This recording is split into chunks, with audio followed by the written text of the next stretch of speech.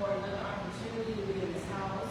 We are thankful for those of us that have gathered here in person and those that are on the virtual platforms.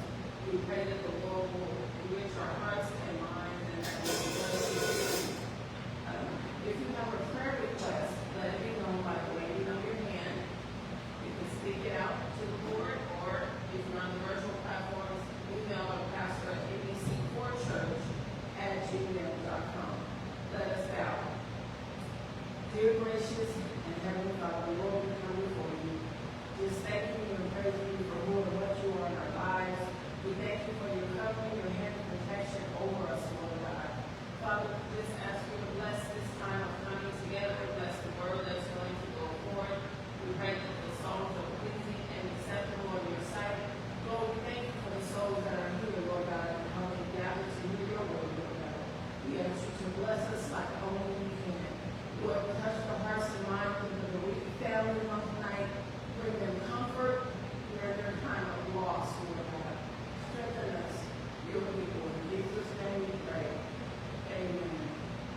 Amen. When upon life's billows you are ten and tossed, when you are discouraged, thinking all is lost, count your many blessings, name them one by one, and it will surprise you what the Lord has done. Count your blessings, name them one by one.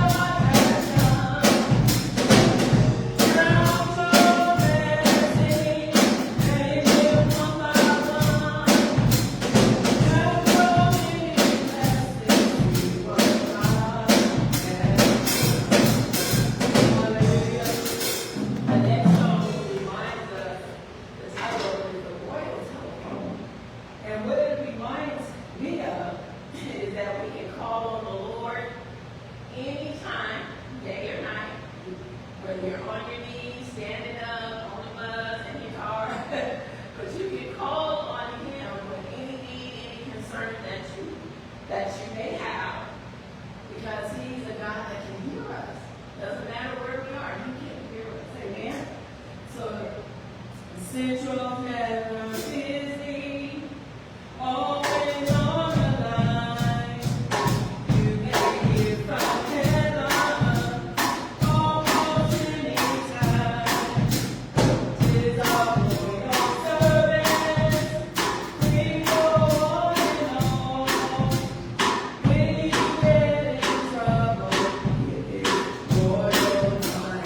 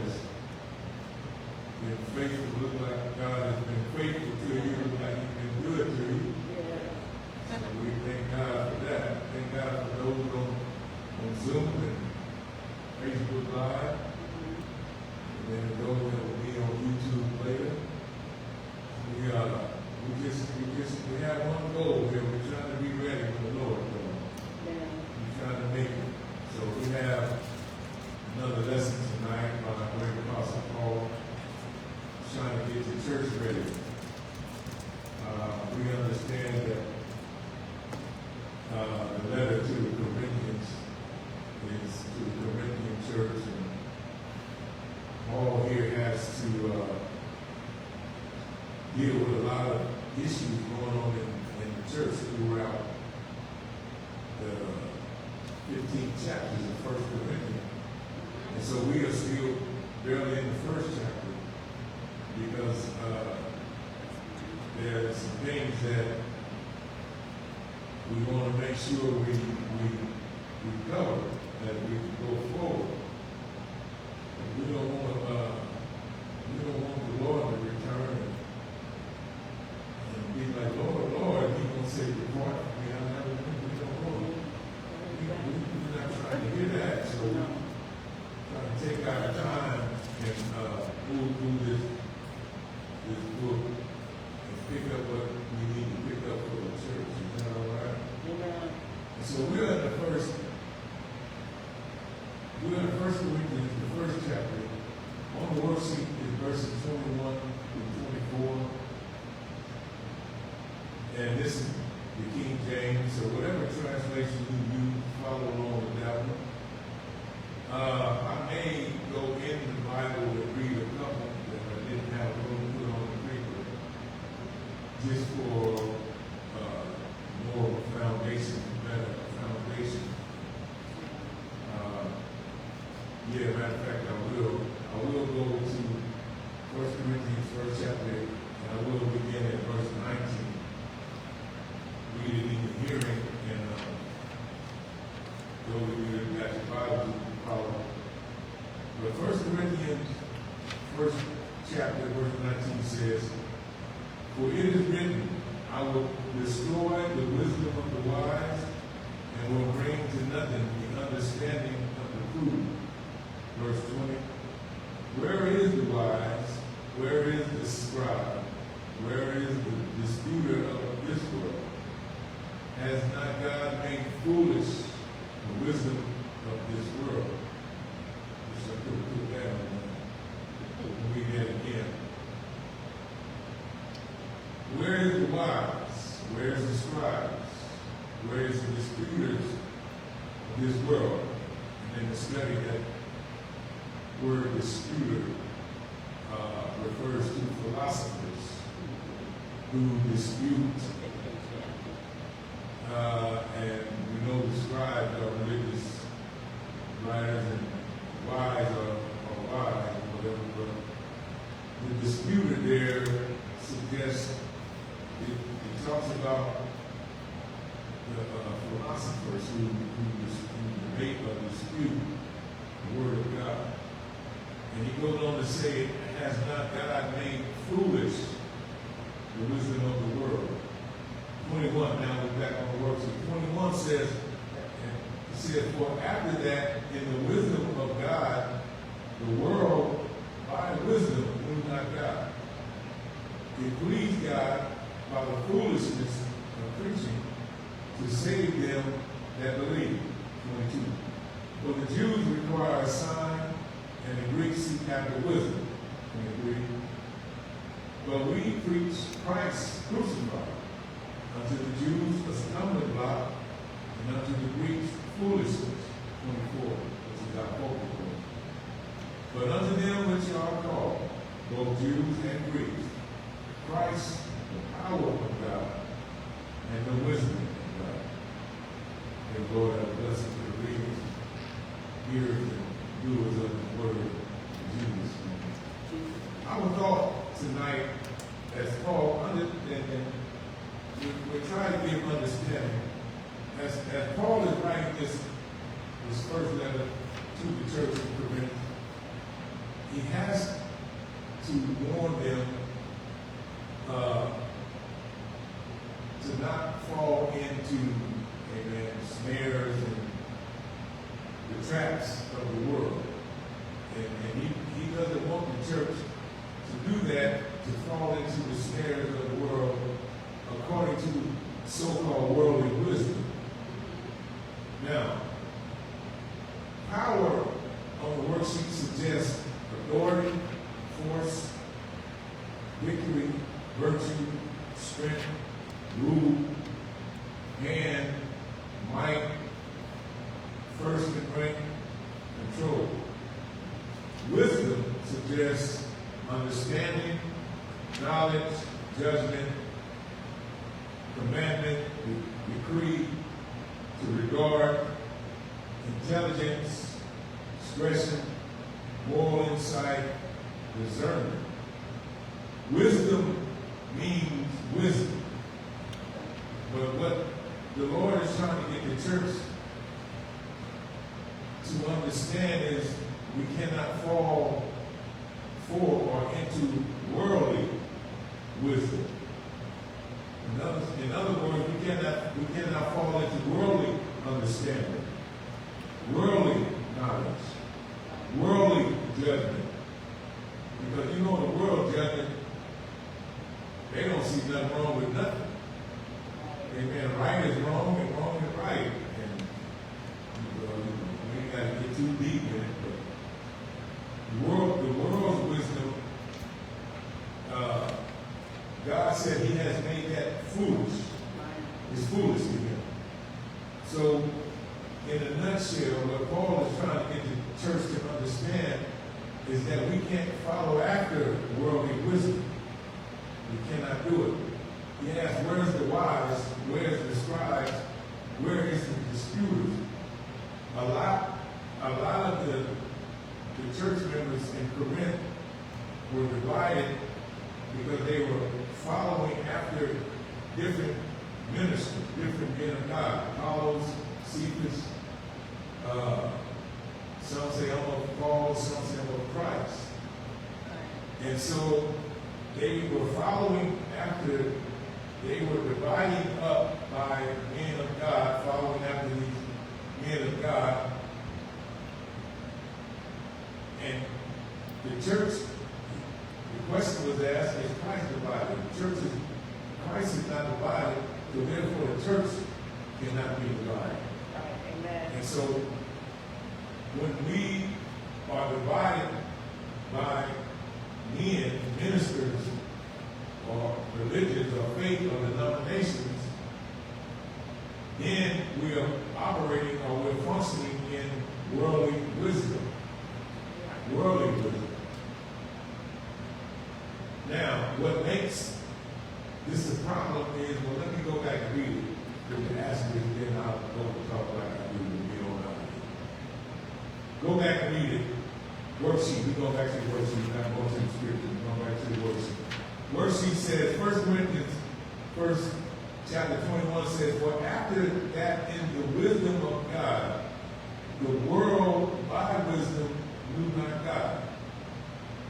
He's telling the church that the world by wisdom, they don't know God. Understand, wisdom is on the worksheet. Wisdom is understanding. Wisdom is knowledge.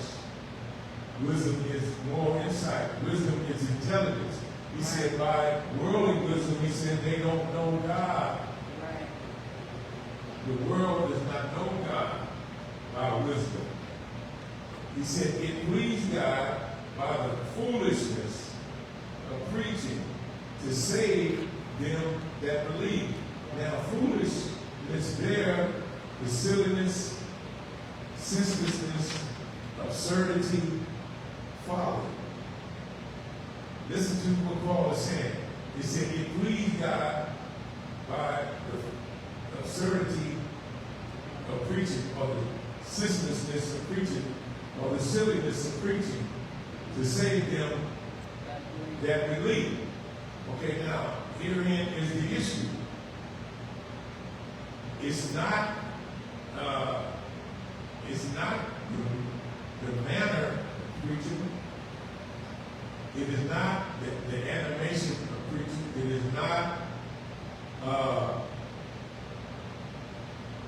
the so-called method. It is not the so-called method of preaching. Whether I preach by talking like this, or whether I preach by whooping, like on Sunday. It's not the preaching. What it is the content of the message. hear what the Spirit is saying. It pleased God by the foolishness of preaching to save them that believe.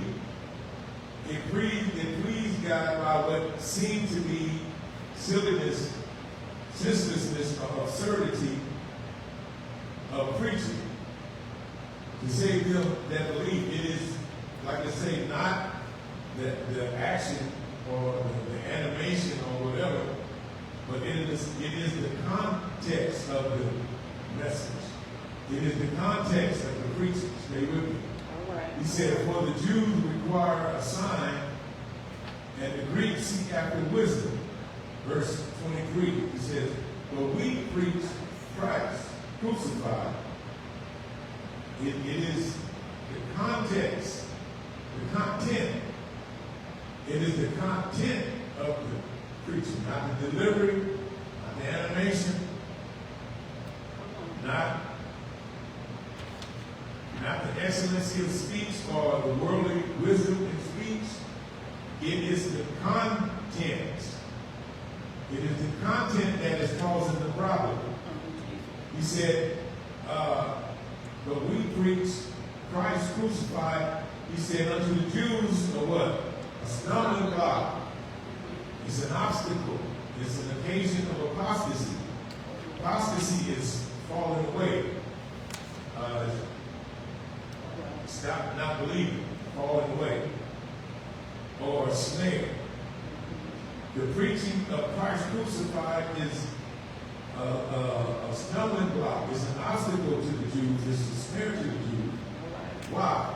Because they don't believe that you can have a dying Savior.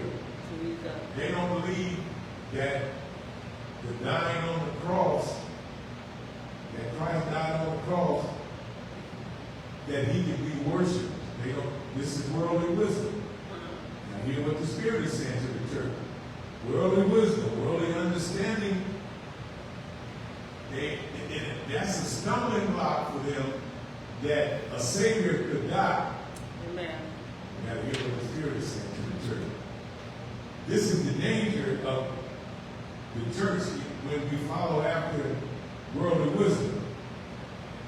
Because if we're not careful, what we're saying is we're deeming the gospel foolish. We get to the place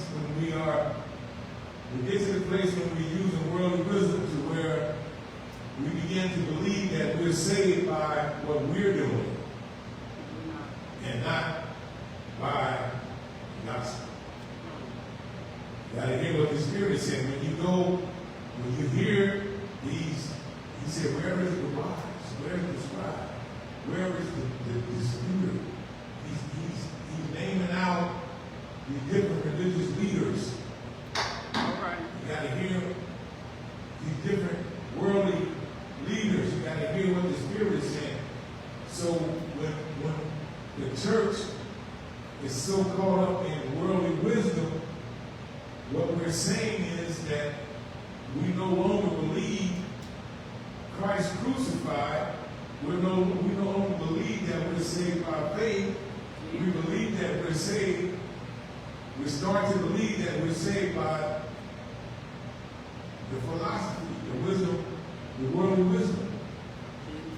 This is why he said the Jews, he said that's to preach Christ crucified to the Jews is a stumbling block.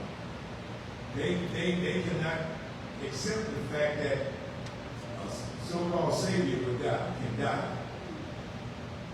The Jews struggle with the fact that when Christ came, he didn't destroy the Roman Empire and set Israel at liberty from their bondage and all this type of stuff. Worldly wisdom. Not understanding that God's wisdom is spiritual. God's wisdom is eternal. Jesus came and he was setting up God's eternal kingdom on earth. Worldly wisdom is temporal. Shout. I can shout it right there. Worldly wisdom is temporal. Temporal means it's temporary. And it's going to decay. It's not eternal. All right, let me keep going forward. He says to the Jews, this is talking about, he said, and unto the Greeks, he said, it's foolishness. Now, the Greek, it was foolish to preach Christ crucified to the Greeks was foolishness to them because they had the same issue. How could this Savior, how could this Messiah die?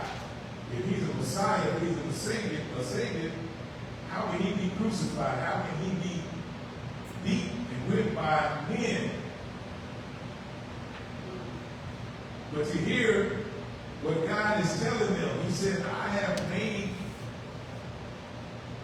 in the scripture when we read it, he said, I have took the wisdom of this world and made it not. He said, I took the wise and the prudent. Right. He said, and I made it not. In other words, they will never understand it. All right. You got to hear what the Spirit is saying to the church. We cannot follow after worldly wisdom because we are snaring ourselves. We are making obstacles for ourselves. We are making an occasion of apostasy.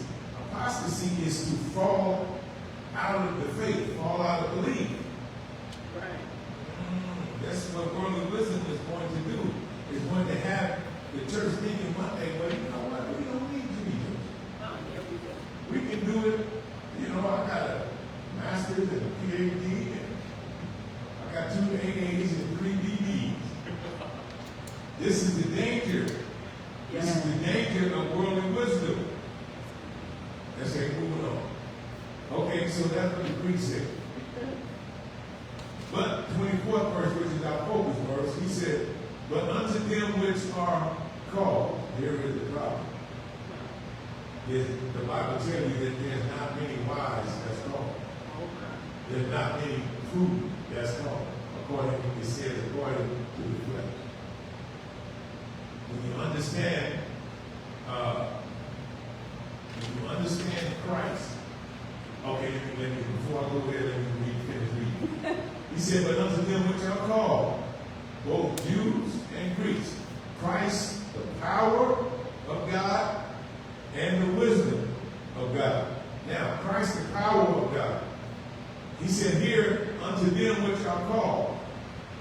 You remember, in the Bible, Jesus chose how many? 12. He chose them. We say, Matthew, whatever, come on. You know, Andrew, all of Peter, really. Come on, follow me. Called. Hear what the scripture is saying. Called. Called. Right. To the called. Called is the appointed or the selected or the invited. Those that are called, he said, both Jews and Greeks. He said, Christ, the power of God, and the wisdom to those that are called, which the church is a called out body of believers. The church is called out. All right. So what he's telling the church is that those of us that are called, those of us that believe by faith, Christ is the authority of God for us. Christ is the wisdom, the understanding, the knowledge, the judgment, the intelligence to do whatever for us. Those of us that are called. Not worldly wisdom, not wisdom, but Christ. Okay, so run down through the lesson. Matthew 28 and 18 is on the worksheet. Matthew 28 and 18 said, and Jesus came and spake unto them, saying, all what? Power. All power is given unto me in where? Heaven. And in earth. Power. The Bible says to those which are called, both Jews and Greeks, Christ, the power of God and the wisdom of God. Here, Matthew is another witness. If you don't know what this is what Jesus is commissioning his disciples, Matthew 28. And he's getting ready to commission them and send them out. And so this is the resurrected Jesus. So here Jesus has resurrected, and he came and spake unto them, saying, all power is given unto me in heaven and in earth. Okay, in Matthew 29, he goes, tells them to go and baptize, go to all nations and baptize. Okay, but then you got to catch verse 20. Get past 19, catch verse 20. He says, teaching them to observe all things whatsoever I have taught you. And lo, I am with you always, even unto the end. So he told his disciples, when he called, he told them to teach other disciples to obey whatsoever they had commanded them. Whatsoever Christ had commanded them. Come on. So I don't follow it.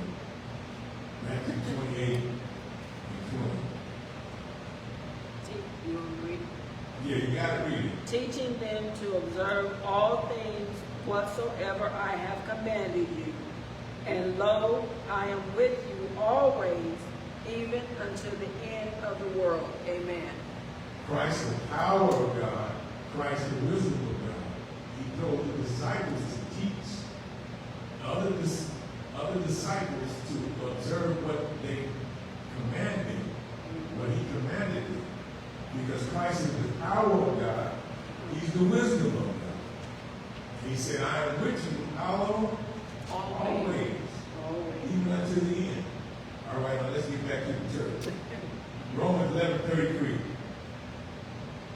Back to the worksheet. Oh, the depth of the riches, both of the wisdom and knowledge of God. How unsearchable are his judgments and his ways past finding out. Right. Unsearchable there is inscrutable, not tracked out, untraceable.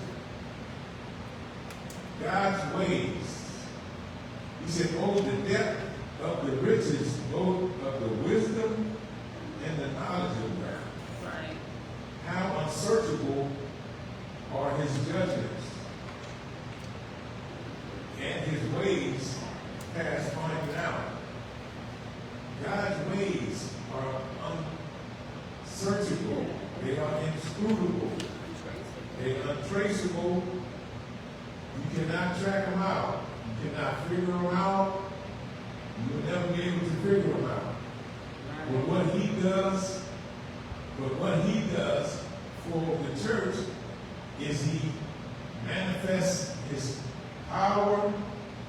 He manifests his wisdom. He manifests his redemption. He manifests his salvation. He manifests his propitiation. He manifests his atonement. He manifests his salvation, his deliverance. He manifested in Jesus Christ, the power and the wisdom of God. You and I can never track out or search out the wisdom of God. But we can follow it or we can obey it in the power and in the wisdom of Jesus Christ. This is what God has done for us. The next one, let's keep going. Romans 16:25. Romans 16:25 says, now to him that is of power to establish you according to my gospel and the preaching of Jesus Christ according to the revelation of the mystery which was kept secret since the world began. Now unto him that is of power to establish you according to my gospel and the preaching of Jesus Christ. Like I said, it is the preaching of Christ crucified that is an obstacle for people. That is foolishness to people. That is a stumbling block for people because of the content You preaching Christ, the Savior crucified. People stumble with that. How in the world can the Savior be crucified, be whipped or beaten by men? God is telling you, my ways are not your ways. My thoughts are not your thoughts. He's saying they are unsearchable. My judgments are unsearchable. Right. Inscrutable. He said you can't track it or you can't trace it. But what you have to do is believe it by faith. All right. Keep it focused first. He said to save them that believe. We preach to save them that believe. God is not asking you to try to concoct a plan of salvation. What he's asking you is to have faith in his power and in his wisdom. That's what he's asking you now. To have faith in his power and in his wisdom. That's what he's asking. To have faith in his power and his wisdom. And going on, praise God. What's going on? And he said it is he chose preaching. He says the foolishness of preaching. He called it foolish. He called it silliness. He called it absurdity. He called it folly. Like I said, it is not so much of the delivery or the animation as much as it is the content. We have to believe the gospel. We have to believe that the power and the wisdom of God is in the preaching of the gospel to our salvation. And not try to lean or believe we're saved by worldly wisdom. He has already made not a worldly wisdom. And then he asked the question, he said, well, where is it? Why? All right. Where is it at? We cannot touch God's wisdom. We can never fade God's wisdom. He said, well, describe that. What is this disputer? Look at, he said, Jesus Christ, the power of God. Look at God's power. Jesus died. 3 days later, rose again. Then he said, all power in heaven and in earth. Matthew 28:18. He said, all power is given unto me in heaven and in earth. Worldly wisdom can't do anything with that. There was no one before Jesus that died, rose again on their own power. No one. Moving on.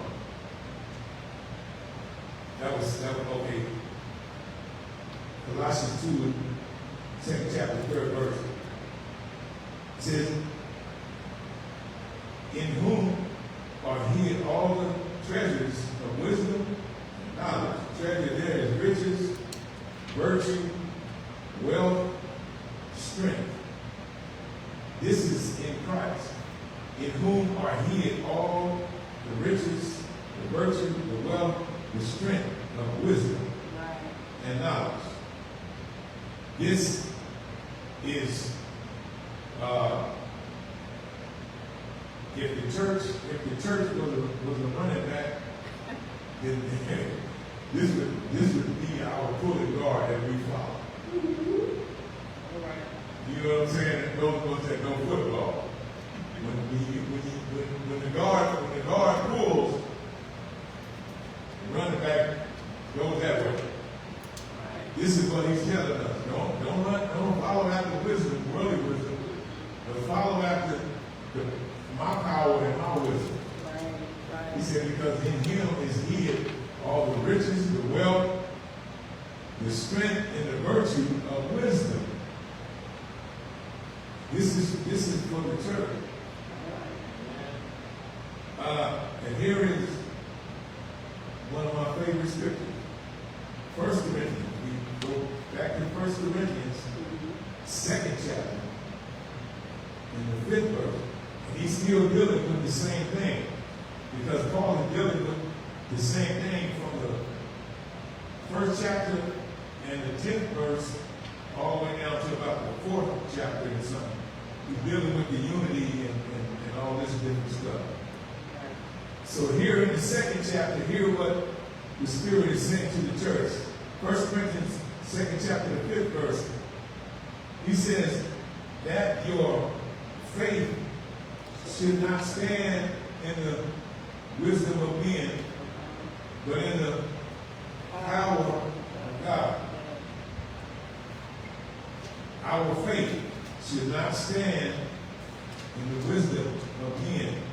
God has already said he has brought the wisdom of this world to naught. The wisdom and the prudence, he said, he has brought of this world, he has brought it to naught. One scripture said God used the foolish things to confound the wise. He's already told the church that I have brought the wisdom and the prudence of this world to nothing. Now he reminded them that our faith should not stand in the wisdom of men. We cannot be divided. The body of Christ cannot be divided by the wisdom of so-called men of God. My preacher got a degree. My preacher went to seminary. My preacher he got a PhD. God has already said that he has brought the wisdom of this world and the prudence of the world to naught. He did not use that for our salvation. He used preaching of the gospel predicated upon our faith. Jesus chose 12 disciples. And how many of them had a degree? Not one. The Bible said they were ignorant and unlearned men. They were unlearned men. In other words, they barely had whatever the education was at that time or whatever. And so that's what he used. And then they followed him for 3 years. He taught them. He trained them. Commissioned them, and then he sent them out. He said, look around, brothers.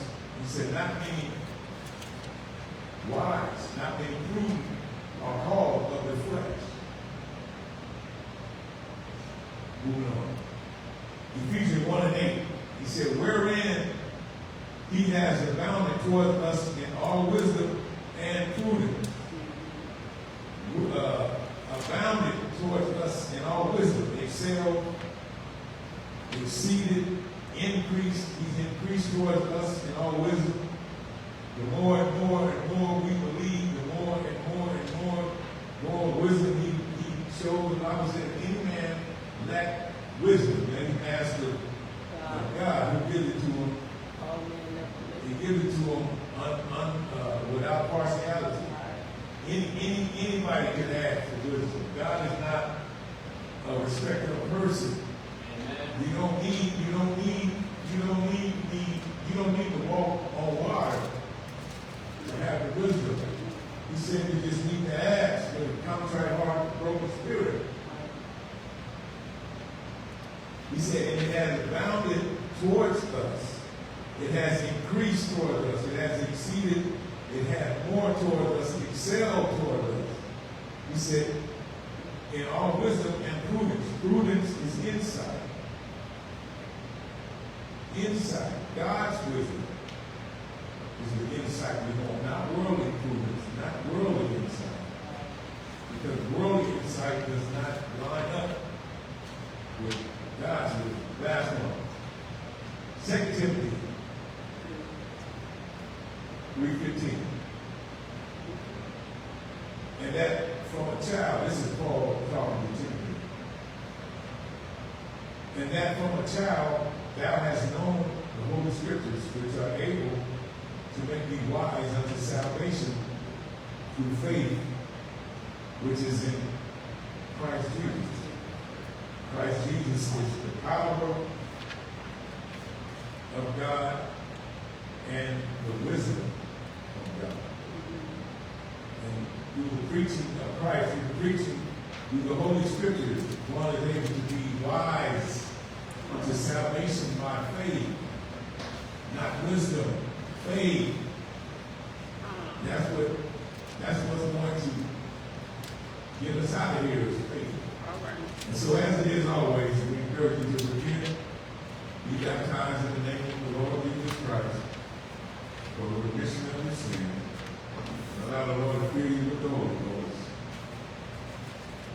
The Bible declares that the man is born again of water and spirit cannot enter into the kingdom.